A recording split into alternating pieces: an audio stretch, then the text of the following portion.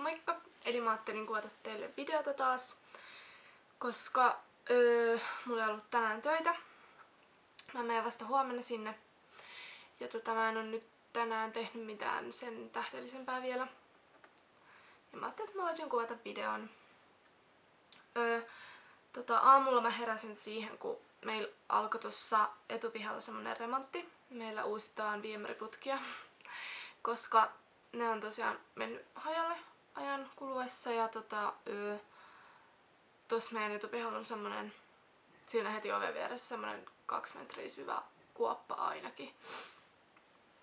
Et pitää olla tosi varovainen, kun astuu ovesta ulos, että täytyy muistaa, että siinä on se. Koska jos astuu vähänkin silleen sinne oikealle, niin sit putoaa sinne kuoppaan. Ja se remontti kestää nyt ainakin 3 päivää, että siis meillä on kuitenkin ihan vedet toiminnassa ja silleen, että no tällä hetkellä ne on vissiin silleen, ettei mielellään sais laskea vettä hanasta tai muutenkaan, mutta ne niinku korjataan tämän päivän aikana. Mut se remontti kestää vielä sit 2 päivää. Mut joo, ei siitä tosiaan sen enempää. Että niin, mitäs muuta? No mä menen salille 5. Mä alan taas käymään siellä 3 kertaa viikossa ainakin. Ehkä jopa 4, jos mä kerkeen, mut nyt ainakin aluksi 3 kertaa viikossa. Sitten mä menen tänään zumbaa. Ja sitten mulla oli muillekin päiville jumppi, mutta mä en muista yhtään mitä mulla oli, mutta täytyy kysyä mun kaverilta ne.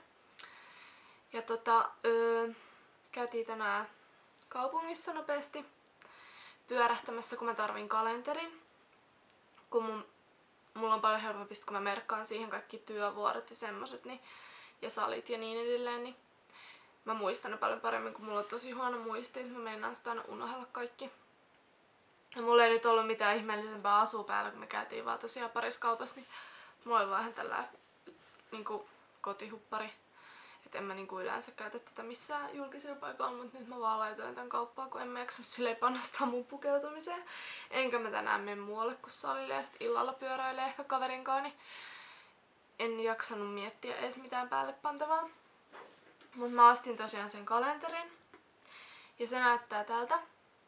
Mä ite tuunasin sitä vähän. Et tässä oli tän timantin alapuolella oli 200 pingviiniä ja siinä oli niinku 12/13. Mut mä ostin tämmösiä timantteja.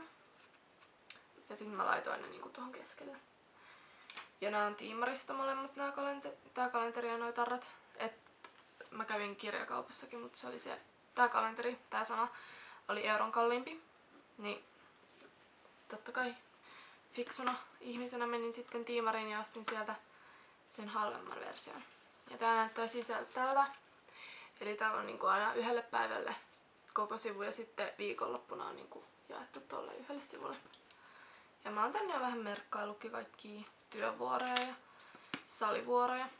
Ja sit kun mä menen ehkä hoitaa mun äitin työkaverin lapsia aina välillä, niin mä menen keskiviikkona nyt sopimaan sen kanssa sitten niitä päiviä, että milloin mä voisin mennä sinne. Että aina silloin kun sopii töitten puolesta ja tai se tarvii lastenhoitoa, niin mä menen sitten sinne. Mut joo. Mä en vielä tiedä mitä mä teen näille muille timanteille. Kun näitä on nyt tässä vielä aika paljon, mutta ehkä mä keksin niille jotain, kun mä en halunnut noita kaikkia tunkea tuohon kalenteriin, koska sit se olisi näyttänyt vähän semmoiselta liian koristellulta, jos siinä olisi ollut kahdesti niitä timantteja.